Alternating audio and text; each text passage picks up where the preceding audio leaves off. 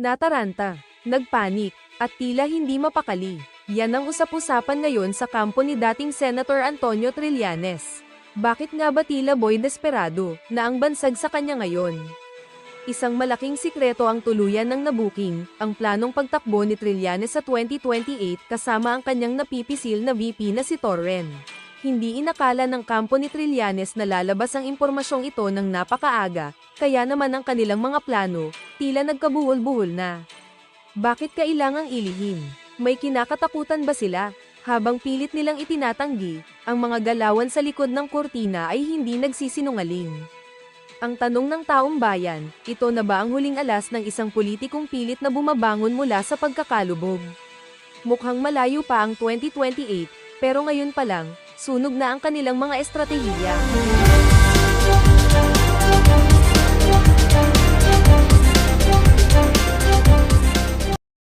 Kung nag-congressman niya.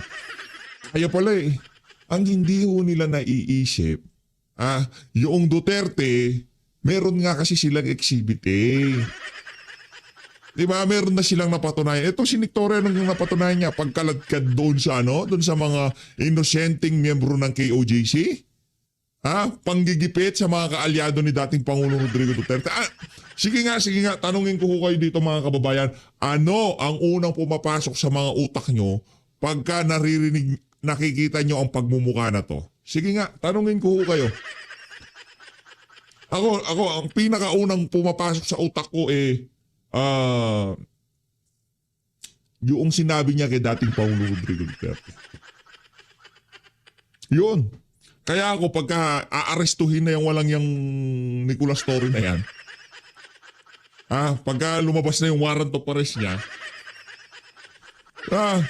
maraming yan yung posibleng kaharaping kaso. Diba? Yung pang-aabuso niya sa kapangyarihan niya. Matagal mo, pagka hindi umano yan parang masasabi mo yun. Ilang taon nun si Tatay Digong? 79 years old? Ay, 80 years old? Mag-80 years old?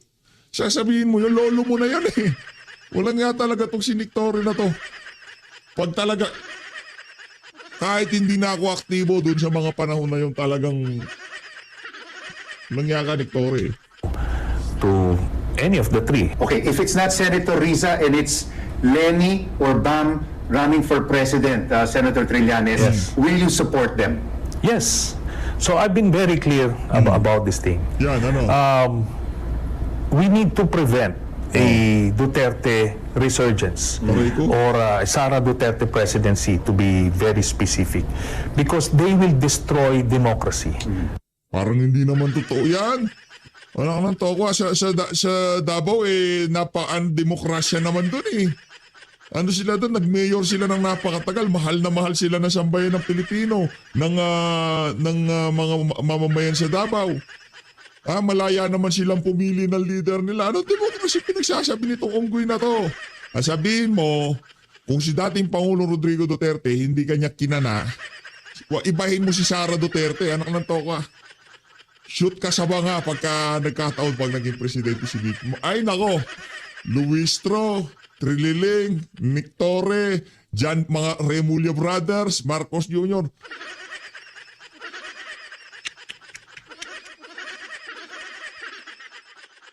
The father did that already, and we should not risk it. We should not even entertain the thought of Kabado 20 itong si Trililing. Isipin man lamang na magiging presidente si Sara. Wag, ganon. Kalmahan mo lang, Brad. Kalmahan mo lang. Kalmahan mo lang. Huwag ka masyadong kabado. Masyado ka na paghahalata Dahil alam mo, marami kang kabalbalang ginawa. Marami kang katraidorang ginawa. Pilipino, naman to ko ini-entertain yung banyagang korte na wala naman jurisdiction sa Pilipinas para matulungan ng administrasyon na galit kay dating Pangulong Rodrigo Duterte at makapaghiganti noong 2015 dahil nag-apply siya ng vice president sa kanya at hindi siya tinanggap. Yak! Brad, mag-move on ka na. Di ka magiging masaya sa buhay mo siya. Move on. Sara being president again. Well, your choice for vice president is either Senator Tulfo or General Torre. General Torre. But of course, you have other names being floated around, like Secretary John Vic Remulla, who has said that he may be interested, high profile as well, and also Secretary Vince Dizon. Would they also be probable vice presidential candidates? Yeah, for sure. Pero ito yan, sa case ni Secretary John Vic Remulla, kung mahuli niya si Bato, Bantag, Atong Ang, Leonardo, I think meron na siyang mapapakita. Pero kung wala, kung puro press con lang, he shouldn't even try. John Wick, puro press. Kinakanakan itong aso. Oh, John Vic, puro press con ka lang daw. And talking about qualifications for president, I spoke with President Bongbong Marcos a couple of weeks ago, and he told me that the next president must understand economics, healthcare. Yeah. How important is this, rather than having a lawyer in the vice president who is running in 2028? I think ganito kasi, no? Siyempre, si President Marcos would see things in a different light. But as an outsider, ang masasabi ko, the 2028 or the next president would not be a peacetime president. Hindi ito parang business as usual, okay lang. There will be several strong forces at play. Let me just start with China in relation to their plans toward Taiwan. Mabigat 'yon. Di ba? Tapos Brad, alam mo ano lang ang mabigat dito? Mabigat lang dito, bro, yung eye bags mo. Kasi ang dating parang di ka na nakakatulog eh. Di ba? Sa mga nangyayari ngayon, di ka na nakakatulog. Nag-gain ng napakatinding momentum itong si Vice President Sara Duterte. Di ba? Matindi ho yung gain na nangyayari ngayon. Sa tingin ko, itong mama na to, ang matindi lang dito, yung hindi mo pagtulog, yung eye bags mo lang ang matindi dito. Yun lang ang mabigat dito, Brad. would still have different forces. Assuming, let's say, the middle forces would win the presidency. Do you expect the Dutertes to just fade away? Hindi, mga bata pa yan. They're just in their 40s. They will go on a rebound. Tapos, sobrang pera niyan. May drug money yan, may gambling money, lahat-lahat yan. They will constantly try to undermine the government. May drug man. Meron pa ba naniniwala sa sinasabi nitong unggoy na to? Aso na to? Ano ito? Duterte may gambling money, may drug money. Si Raulo ka ba? Hindi, nagtatanong lang. Curious lang ako. Si Raulo ka ba? Sa tingin niyo ba, sa katagal-tagal sa politika ni Tatay Digong, baka dumidede pa tong si Trilling nasa politika na si Tatay Digong. Nasa Davao na siya. Inaayos niya na Davao. Sa tingin niyo ba sa kahaba-haba ng panahon, kung merong ginagawang kalukuhan itong si dating Pangulong Rodrigo Duterte, una na dyan, korupsyon, yung drug money, yung sugal. Sa tingin niyo ba, hindi lilitaw yan? Anak ng tao kasi, ayaw niya nga pasugalin ng mga Pilipino. Diba? Noong panahon ni dating Pangulo Rodrigo Duterte, napakaraming nagtutulak sa kanya na online gambling. Ano sabi niya? Hindi, pogo tayo. Mga hablang tayo dito para meron tayong extra kita sa panahon ng pandemya. Ang hirap po nun pandemya ho yun. Napakabigat na desisyon noon ni dating Pangulong Rodrigo Duterte para magkaroon ng extra income ang pamahalaan. Wala akong kumaandar noon, walang gumagana ng mga panahon na yun. Di ba? Walang nagtatrabaho, wala lahat. Lockdown tayo noon. Anong ginawa niya? Pinasugal niya ba sa bayan ng Pilipino? Hindi. Ano sabi niya? Pogo tayo. Tayo dito sila operate pero walang Pilipinong magsusugal. Sa administrasyon na to, anong ginawa? Ito mananiniwala ako, itong administrasyon na to, merong gambling money ang involved dito. Bakit? Kasi dito yung mga advertisement ng sugal ngayon, hanggang sa ngayon mga panahon na to, ibinana yung online gambling pero namamayagpag pa rin ho. Nakikita niyo yung mga influencer, hindi sila nagpapasugal, hindi sila naghihikaya, hindi sila nagpo-promote, pero nagsusugal sila. Nandun sila sa gray area. Basta kami naglalaro lang. Kung ano linalaro namin, nasa comment section niya. Ganun ang datingan, pero nagpo-promote pa rin kayo. Kasi yung content nyo, sugal. Yun. Inuloko tayo ng mga influencer na to, kala nila ha. Yung online gambling, tuloy-tuloy pa rin mga kababayan. Dito sa administrasyon na to, drug money, baka. Posible. Malaki ang chance, ibang hanggang presidente. Kasi gusto nila makabalik. So, hindi yan pwedeng presidente na ngiti-ngiti lang na Right. ganon. Kailangan dito talagang may reform agenda. Yeah. You personally, Senator Trillanes, you ran Yeah. for mayor in Caloocan in the Talo. last elections. Unfortunately, you didn't quite make it. Yeah. Do you still have ambitions to run Wala na. for local office or even higher office again as a senator, or maybe even ambitions to become vice president of this country? I'm taking myself out of the political picture. Kasi wala ka na, Brad. Wala na.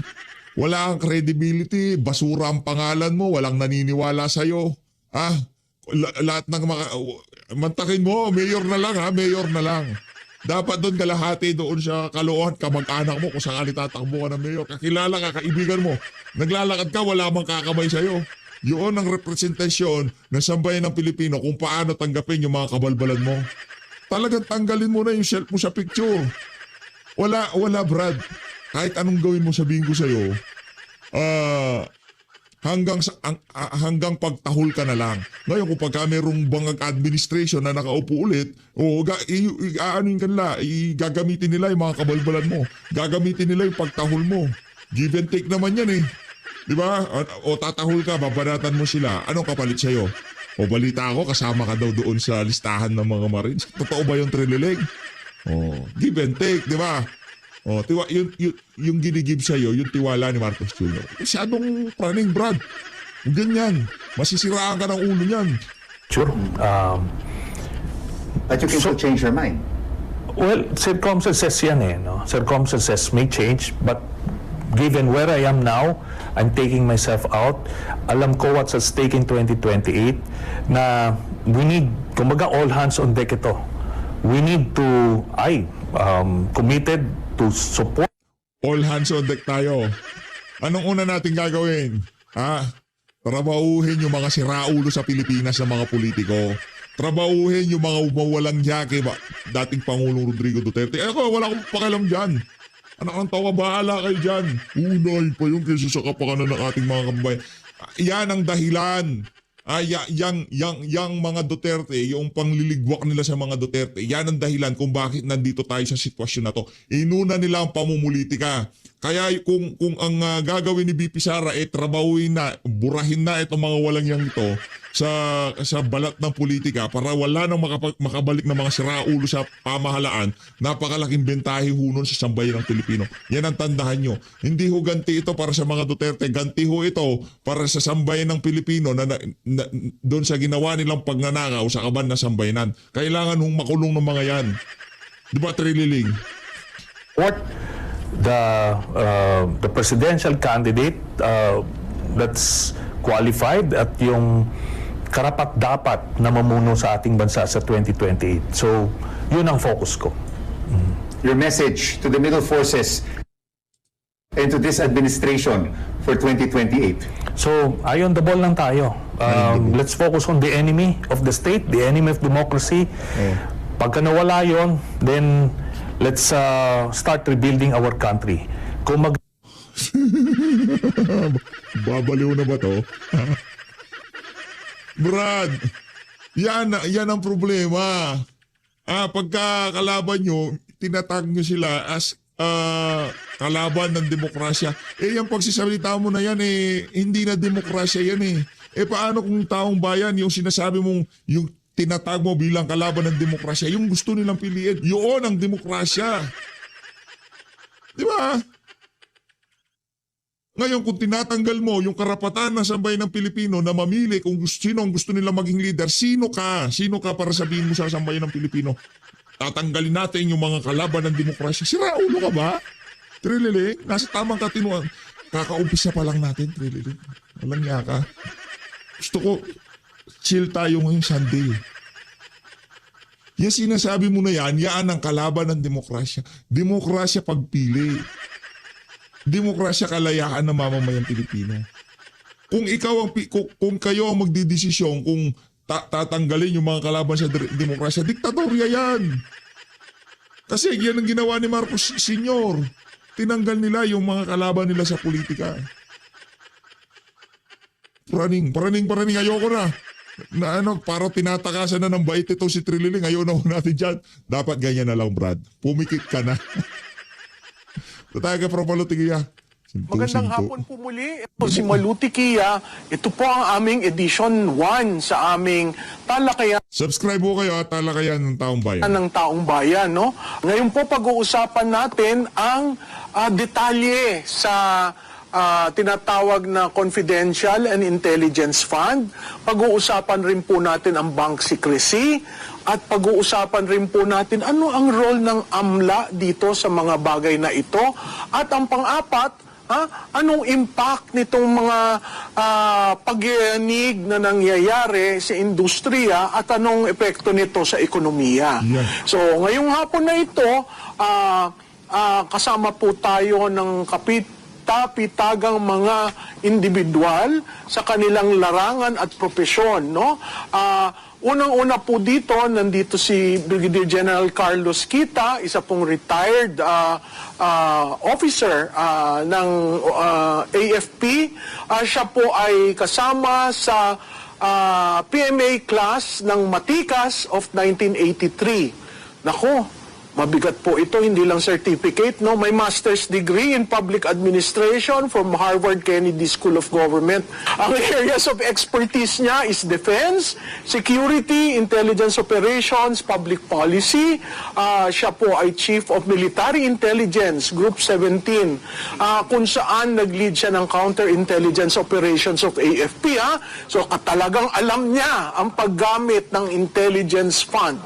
Matapos po niyang mag-retire, naging Undersecretary for Administration and Finance and Chief of Staff, nako sir, ng anti-red tape. Nako, talagang sa labanan ng korupsyon, ang professional career ni General Kita, siya talagang nagniningning. Siya po ay EVP for Corporate Services ng BCDA. Ang pangalawa po ay si Mr. Marvy Valeros, high school class ng 1989 sa San Beda. Abay, talagang Bedan. College ng 1993 at meron siyang masteral unit sa DLSU TAF. Bakit po siya importante si Mr. Marvy? Kasi may 30 years of banking experience, branch manager ng iba't ibang bangko ng Universal and Commercial and Savings Banks, no? So, yan po ay bumubukod tangi ang Planters Bank, East West, Malulupit ang mga kasama ni Bank at CTBC Bank. Siya po ang ating resource speaker, resource person para sa usapin ng bank secrecy at to a certain degree ang role ng AMLA dyan.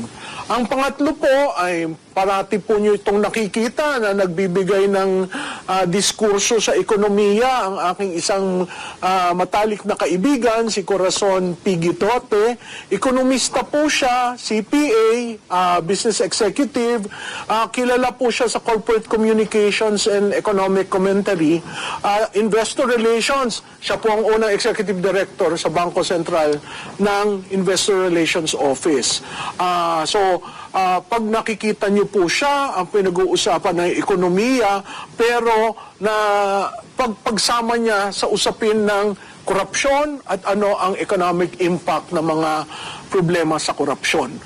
At ang panghuli po ay si Police Colonel Jonathan Galang, isa rin po retirado, no, na ang current niyang business ay sa Philcore Multi-Energy Corporation at Peak Summit Resources and Development Inc. Dami-dami pala ito, no? COO and EVP. Yan po si Colonel John Galang at nandati po siya ay nasa PNP Air Unit, PNP Aviation Security Group, PNP Intelligence Group, and as Chief of Staff of CAMSUR PPO PRO 5. Licensed commercial pilot, hindi ko yun alam for fixed and rotary wing aircraft. Ako, magandang matanong yan, lalo na dun sa aeroplanong ginamit kay PRRD. Pero ano ba yun? Fixed o rotary? Masyadong technical, no? So marami po siyang training sa security from the Executive Course sa National Security to the National CIT Curriculum Development Program to diplomatic security, counter-terrorism, lalo na nandyan ang ASEAN Summit ngayon, no? At may cross-border transportation of currency. Pwede ba dito ang Bitcoin and bearer of negotiable instruments? Baka mali-malita rin yung pinag-uusapan dyan sa cross-border, no? So, magandang hapon po ulit. Ang dami ko nang sinabi. Sila po ang ating magiging kasama sa ating first edition ng talakayan na para sa taong bayan. So, simulan po natin yung usapin uli.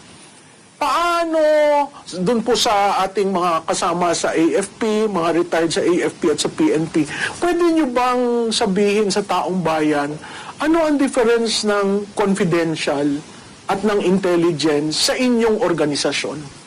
Well, ang intelligence fund, yan ay term na ginagamit sa armed forces at saka sa PNP. So, Tulungan nun natin itong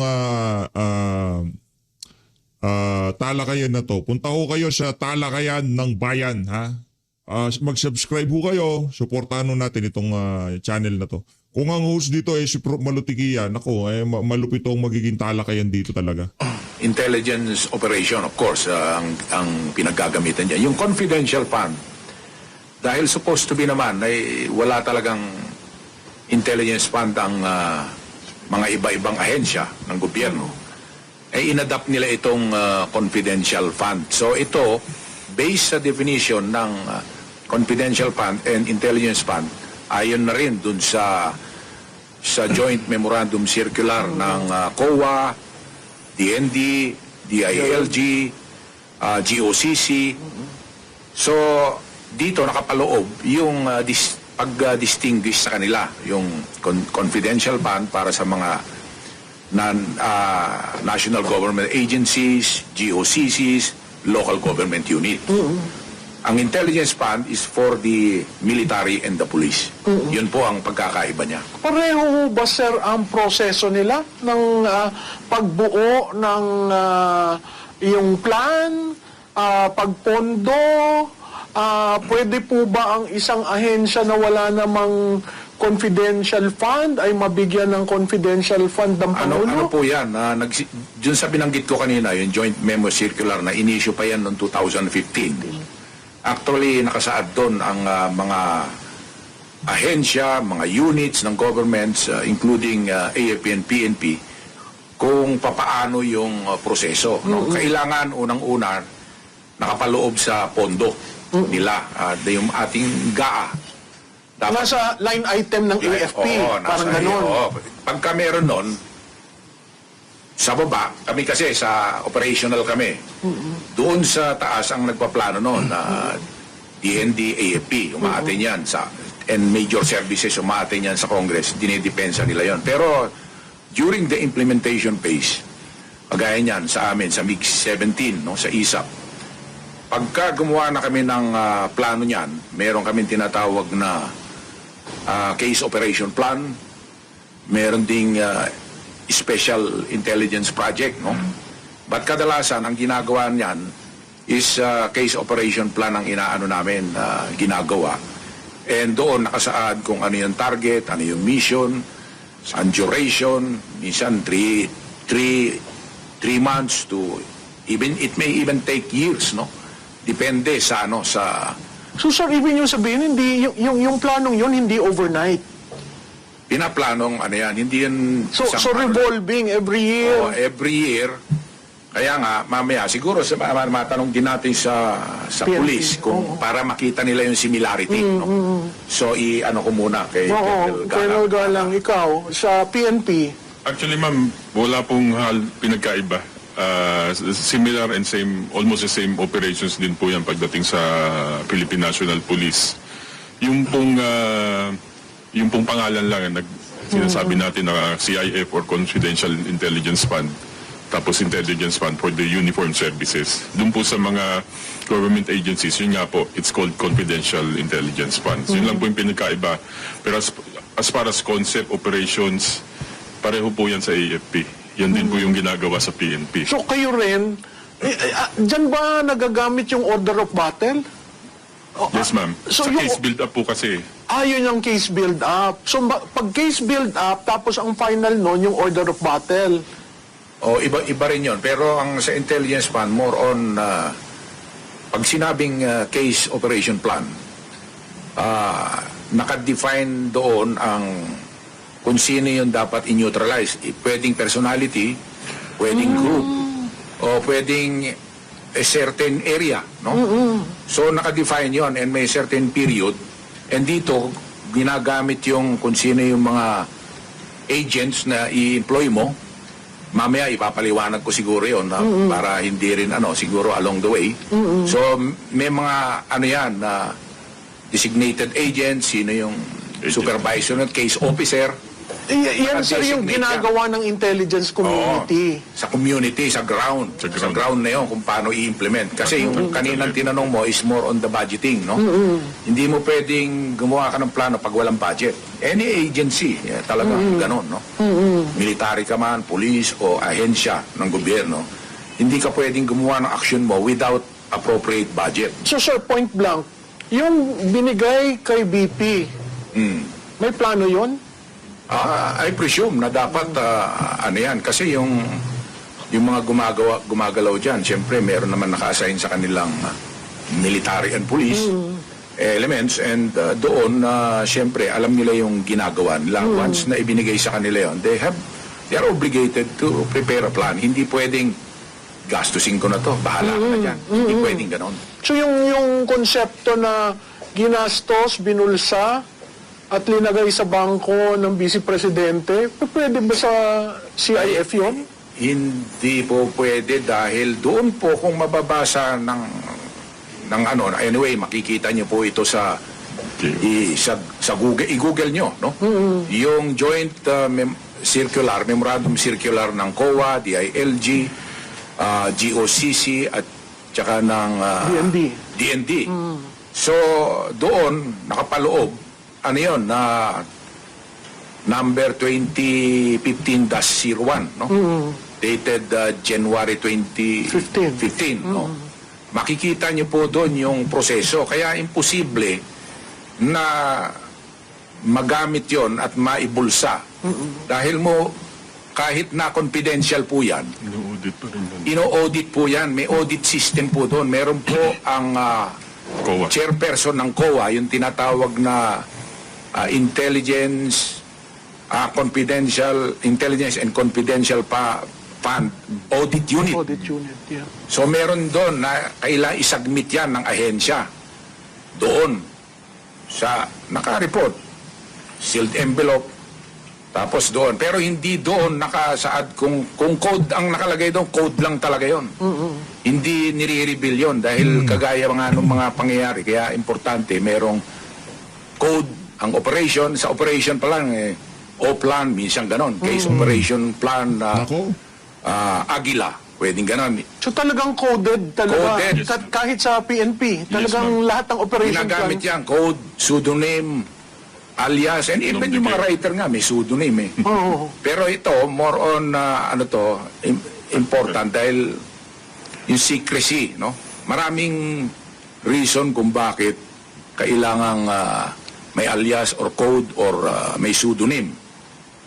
Kasi, una, for security reason, for safety. Kasi hindi mo pwedeng, ako mismo, nung naging, ako, commander ng MiG-17, meron akong code, ang code ko, Bravo, no? Code nyo. Oo, ako, Bravo. Kayo mismo, sir. Pero yung pseudonym ko, hindi ko pwedeng sabihin until now, hanggang ngayon. Kasi, Dahil? siyempre, meron akong mga ibang activities na ginamit ko yung pseudonym ko. So, Kahit ang may official. mga covert operation, Lahat naging intelligence chief, may mga code yan. Mga may marinig kayo dyan na iba-ibang pangalan. Sultan, Jasper. Pero ang nakakakilala lang, sir, yung mga katrabaho mo. Katrabaho. Oo. Hindi kahit na i-report yan sa COA, hindi linalagay yun. Sino tong si... At hindi tinatanong ni Hindi COA na... tinatanong yun. Oo. Basta na-comply mo yung mga requirements